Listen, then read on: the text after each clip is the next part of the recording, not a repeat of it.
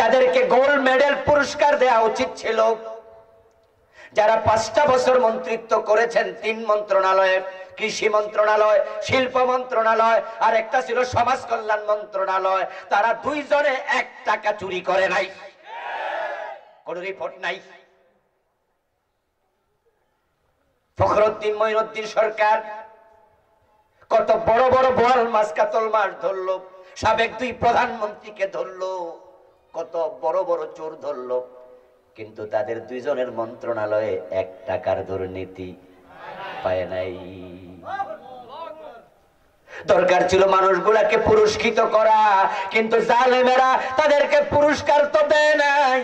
এই সোনার মানুষগুলোকে তারা ফাঁসিয়ে ঝুলিয়ে হত্যা করেছে, ফাঁসিতে ঝুলাইছে। কি বক্র তাদের হৃদয়, কি বক্র তাদের হৃদয়। হ্যাঁ জালেমরা, তোমরা তোমাদের জুলুমের ফল ভোগ করতেছ, আরো করবা। এই জালেমরা আজকে যে দেশ থেকে পালিয়েছে, হাজার চোখের পানি আল্লাহর আরশে জমা হয়েছে, তার গজব তারা পাচ্ছে।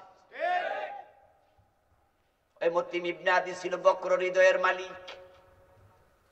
প্রিয় নবীজি বলেন, সালুনি আন আশিয়া আলাম আসবুত আলাইহি ফাকুরিবতু কারবাতান মা কুরিবতু মিসলাহু কাত্তু।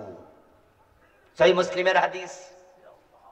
রাসূলুল্লাহ বলেন, এই বেটা যখন এই প্রশ্ন করলো, আমি এমন বিপদে পড়লাম, এই জাতীয় বিপদে জীবনে কোনোদিন পড়ি নাই।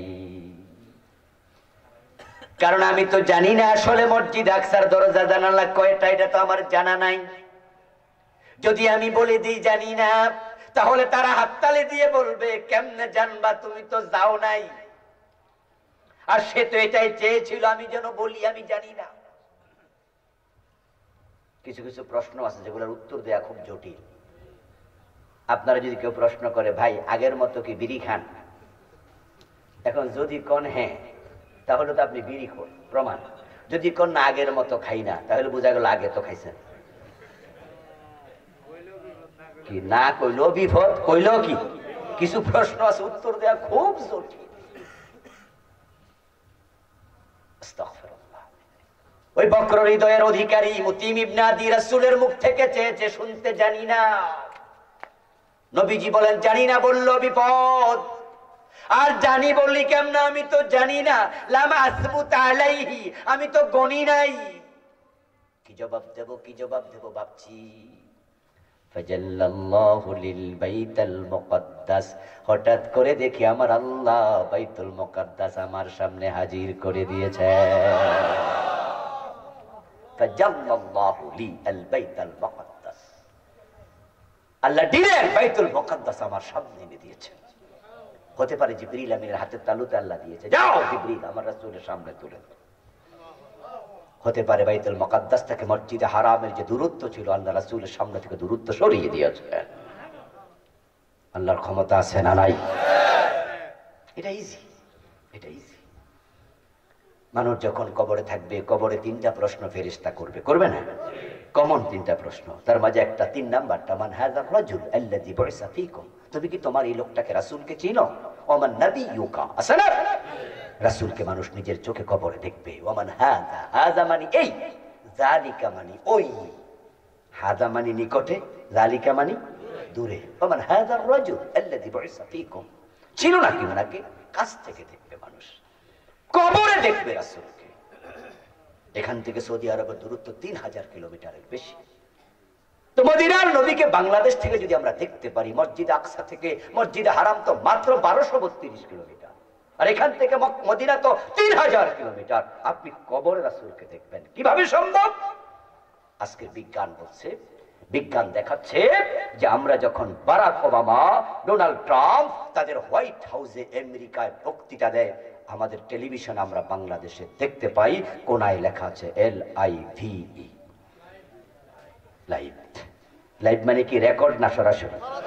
এই শিক্ষিত ভাইরা কথা বলে না কেন? লাইভ অর্থ কি? অর্থাৎ সে এই মুহূর্তে আমেরিকার হোয়াইট হাউসে বক্তৃতা দিচ্ছে, এবং আপনি ঘরে বসে কোথায় আমেরিকা, কোথায় বাংলাদেশ। ওরে বাবা রে, আমেরিকা যেতে সময় কত লাগে জানেন?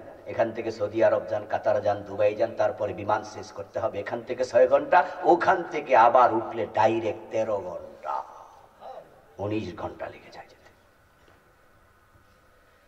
কোথায়? আমেরিকা, আপনার আটলান্টিকের ওই পারে। সেখান থেকে আপনি বাংলাদেশে দেখেন কেমনে? টেলিভিশনের মাধ্যমে। কোন তার মার আছে নাকি? কি টেলিভিশনে তার ঘরে যেটা আছে, এটা কি আমেরিকা গেছে নাকি? তো কেমনে দেখলেন? এই যে আমাদের হাতে মোবাইল আছে, এই মোবাইলে যদি লাইভ কল দেন তাহলে কি দেখা যাবে না? পৃথিবীর যে কোনো জায়গায়, আফ্রিকার জঙ্গলে নেটওয়ার্ক যদি থাকে, সেখানে আপনাকে লাইভ কল দিলে ছবি দেখবে। এই কেমন আছো? এই কইতাছে ভালো ভালো ভালো। কিরে তোর দাঁতের সমস্যা কি? একটু ব্যথা পাইছি। কোথায়? সে আফ্রিকা। এখান থেকে আপনি দাঁতের কোনায় ব্যথা সেটা দেখতে পান। বিজ্ঞান যদি ওই ব্যক্তিকে আপনার হাতের কাছে আনতে পারে, আমার আল্লাহ এসে কোটি গুণ উত্তম ভাবে হাজির করা বাইতুল মুকাদ্দাসকে আল্লাহর ক্ষমতা আছে না নাই? এটাই ঈমান, এটাই ঈমান। প্রিয় নবীজি বলছেন, আমি দেখে ফেললাম বাইতুল মুকাদ্দাসকে। فاتفقت أخبرهم عن آياته وننظر إليه। এবার আমি তাকায়া তাকায়া বলতে শুরু করেছি, বলো আর কি প্রশ্ন আছে? দরজা জানালা কয়টা? এটা শুধু না, দরজার সিটকানি কোন জায়গায় এটাও কয়ে দেব, যা জিগাও সব কম। সুবহানাল্লাহ পড়েন। আমাদের দেশে একটি কথা প্রচলিত আছে যে রাসূল গায়েব জানে, এমন আকীদা কোন কোন ভাইয়েরা লালন করেন। অথচ গায়েবের মালিক একমাত্র কে? আল্লাহ। যদি রাসূলুল্লাহ সাল্লাল্লাহু আলাইহি সাল্লাম গায়েব জানতেন, তাহলে মসজিদে আকসা হাজির করার কোনো প্রয়োজন ছিল না। তিনি কোনো বিপদও পড়ছেন এটা বলতেন না। প্রিয় নবীজি সাল্লাল্লাহু আলাইহি ওয়াসাল্লাম মসজিদে আকসাকে দেখে দেখে সব বলে দিলেন।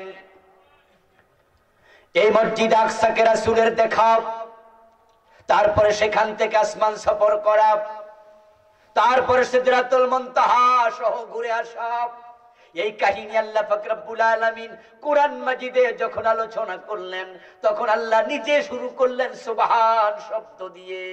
সুবহানাল্লাযী আসরা বিআবদিহি, যিনি আল্লাহ পুত পবিত্র, তিনি তার গোলামকে রাতের বেলায় সফর করাইছে।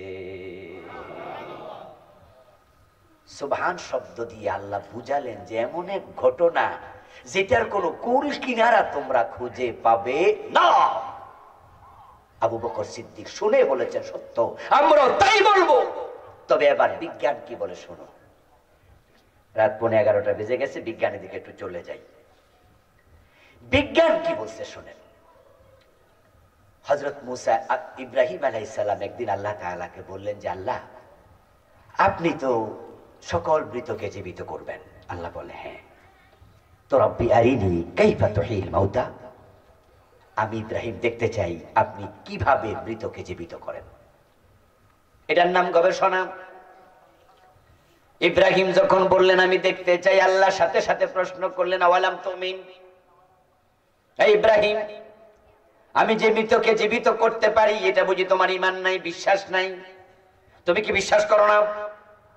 খেয়াল করেন, তাহলে গবেষণা করার আগে ঈমান শর্ত। ক্বালা বালা ওয়ালাকিন লিয়াতমাইন্না কলবি।